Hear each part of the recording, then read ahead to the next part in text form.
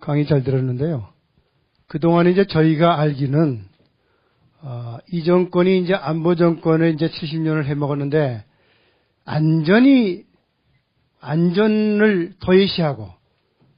도외시하고, 정권과 자본과의 합작에 의한 그 세월호 운영 자체가 이제 결국은 그런, 정권적 또 이제 경제적 이런 그 두 가지가 합쳐서 일어난 사고다 이렇게 알고 있었거든요. 그런데 이제 차츰차츰 나타나는 게 뭐 무슨 함정이 떴다든지 또 기타 뭐 단상이 있다든지 해서 지금 의문을 이제 계속 야구하고 있는데 우리가 천안함 사건만 보더라도 사실 그 진실이 아직도 뭐 밝혀지지 않았다고 그러지만 이미 나왔잖아요. 천안함은 분명히 한미 간의 훈련을 하다가 뭐 이스라엘 잠수정이 와서 일으킨 사고다. 이렇게 나와 있지 않습니까? 그리고, 안보리에 가서도 천안함의 진실은 북에서 하지 않았다. 그런 말 없다. 그런 일이 절대 일어나면 안 된다. 학교만 결의가 되는데, 이명박이는 북에서 다 했다고, 유엔 안보리에서도 결의됐다. 있다고 거짓말 하는 대통령이 되고 지금까지 그랬는데요. 제가 생각에는 천안함 사건이나 이번에 세월호 사건이 이렇게 바다에서 이제 일어나는데 이런 사건으로 하여금 어떠한 이익을 가져오려고 하는 큰 뜻, 그런 그 계략적 그런 상황에서 일어났다고 생각할 수밖에 없잖아요. 그러면 미국의 함정 뜬 것도 분명히 밝혀야 되는데 그건 지금 밝히지 못하고 있다면서요. 그러나 지금 재판에 나와 있는 사람들 얘기만 가지고도 그게 밝힐 수 있을까? 그런 걸 좀 여쭤보고 싶습니다. 예, 이번 사건을 통해서 과연 그렇다면 누가 이득을 보는 것인가, 이득을 보는 자가 있는가라는 부분에서 제가 한 두 가지 정도 좀 이제 생각을 해볼 수 있을 것 같긴 한데요. 일단은 이제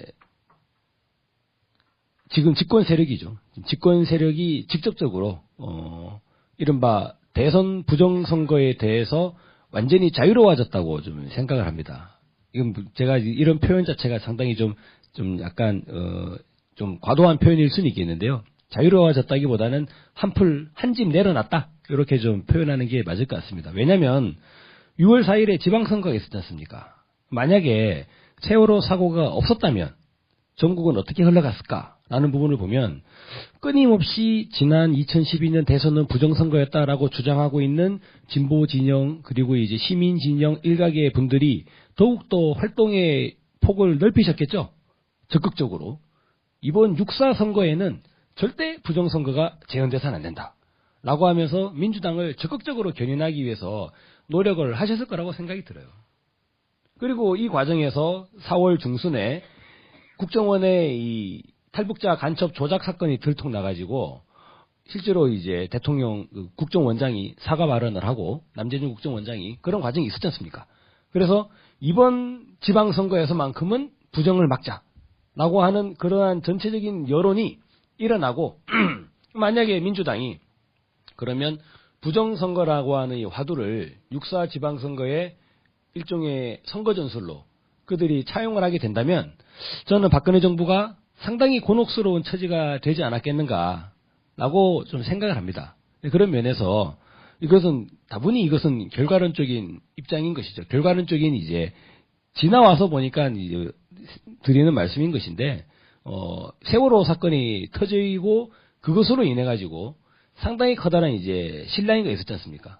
근데 그 과정에서 6.4 지방선거도 끝나버리고 그리고 이제 재보선 하고 나고 이제 큰 규모의 선거는 없죠.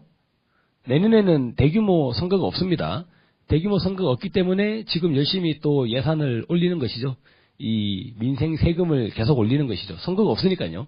나중에 선거가 다가오면 또 깎아주는 신용을 하겠죠.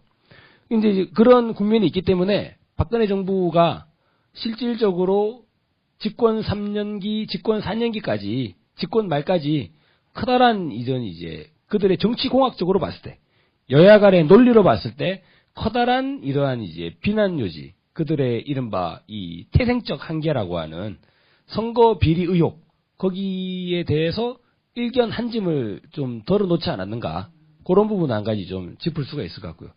또 한 가지는 시야를 좀 크게 본다면 한반도 주변에서 벌어지고 있는 한미일 관계를 봤을 때 미국이 현재 가장 중시하는 것이 무엇인가라고 했을 때 한미일 삼각 공조를 구축하는 거지 않습니까? 사실상 이것을 한미일 삼각 군사 동맹까지 가는 게 오바마 행정부가 가장 바라는 것이겠죠. 그러면 실질적으로 이 우리나라 국군과 일본의 자위대가 군사 동맹을 체결해가지고 일본 군대가 여기 와가지고 일장기 들고 군사훈련 한다는 거지 않습니까? 우리 국민들이 이것을 막을 수가 없잖아요. 그런 면에서 만약에 이것도 가정입니다. 어디까지나. 그리고 이제 결과론적인 말씀, 이건 결과론적인 아니고 그냥 가정이죠. 가정인데, 만약에 세월호 사건이 침몰했을 때 저는 일본 내에서 이런 요구는 있었을 거라고 봐요. 우리가 가서 구조를 하면, 그죠? 해상 자위대가 아이들을 구조를 해주면 이 한국인들의 반일 감정, 반자위대 감정이 일부 좀 사그라들지 않겠냐? 아니, 우리나라 해경이 어쩔 바를 모르고 쩌쩔매고 있는데 자위대가 와가지고 다다닥 구조를 해버리면 우리 국민들에서 그러면 이제 자위대가 앞으로 어떻게 되겠습니까? 그러면 정기적으로 우리가 구조도 같이 해줄 것이고 앞으로 부산 앞바다에서 합동구조 훈련합시다. 도장 막 찍으면 누가 그걸 반대하겠습니까? 그죠? 저는 이러한 부분이 가능하지 않았겠는가라는 생각이 들고요.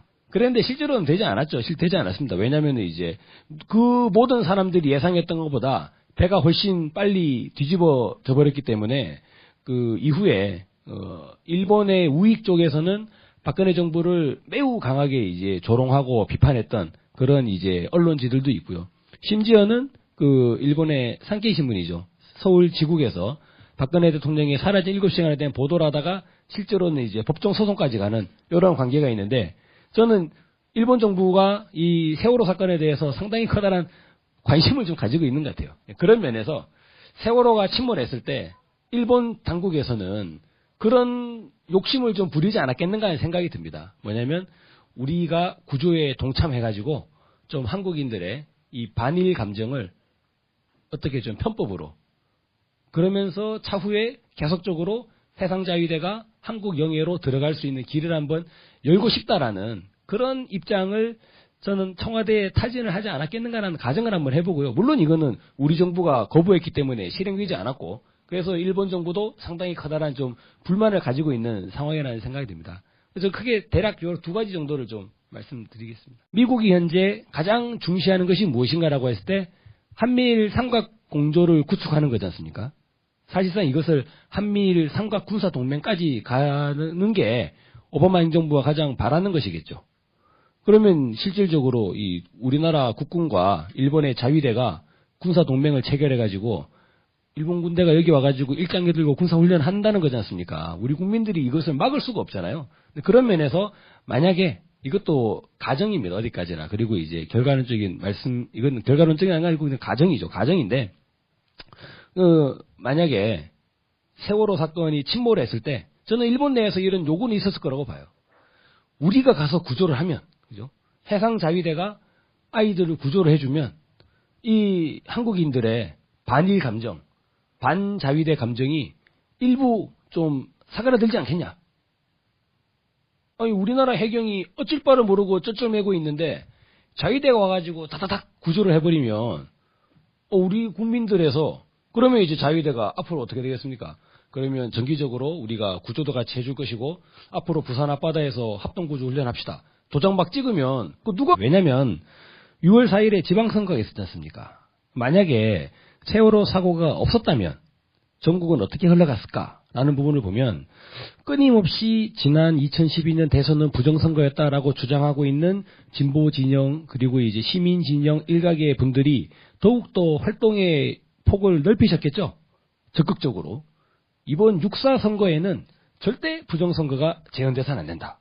라고 하면서 민주당을 적극적으로 견인하기 위해서 노력을 하셨을 거라고 생각이 들어요. 그리고 이 과정에서 4월 중순에 국정원의 이 탈북자 간첩 조작 사건이 들통나가지고 실제로 이제 대통령 국정원장이 사과 발언을 하고 남재준 국정원장이 그런 과정이 있었지 않습니까? 그래서 이번 지방선거에서만큼은 부정을 막자라고 하는 그러한 전체적인 여론이 일어나고 만약에 민주당이 그러면 부정선거라고 하는 이 화두를 6.4 지방선거의 일종의 선거 전술로 그들이 차용을 하게 된다면 저는 박근혜 정부가 상당히 곤혹스러운 처지가 되지 않았겠는가라고 좀 생각을 합니다. 그런 면에서 다분히 이것은 결과론적인 입장인 것이죠. 결과론적인 이제 지나와서 보니까 이제 드리는 말씀인 것인데, 세월호 사건이 터지고 그것으로 인해 가지고 상당히 커다란 이제 실랑이가 있었지 않습니까? 근데 그 과정에서 6.4 지방선거도 끝나버리고, 그리고 이제 재보선하고 나고, 이제 큰 규모의 선거는 없죠. 내년에는 대규모 선거가 없습니다. 대규모 선거가 없기 때문에 지금 열심히 또 예산을 올리는 것이죠. 이 민생 세금을 계속 올리는 것이죠. 선거가 없으니까요. 나중에 선거가 다가오면 또 깎아주는 신용을 하겠죠. 근데 그런 국면이 있기 때문에 박근혜 정부가 실질적으로 집권 3년기, 집권 4년기까지, 집권 말까지 커다란 이제 그들의 정치공학적으로 봤을 때, 여야 간의 논리로 봤을 때 커다란 이러한 이제 비난 요지, 그들의 이른바 이 태생적 한계라고 하는 선거 비리 의혹, 거기에 대해서 일견 한 짐을 좀 덜어놓지 않았는가, 그런 부분 한 가지 좀 짚을 수가 있을 것 같고요.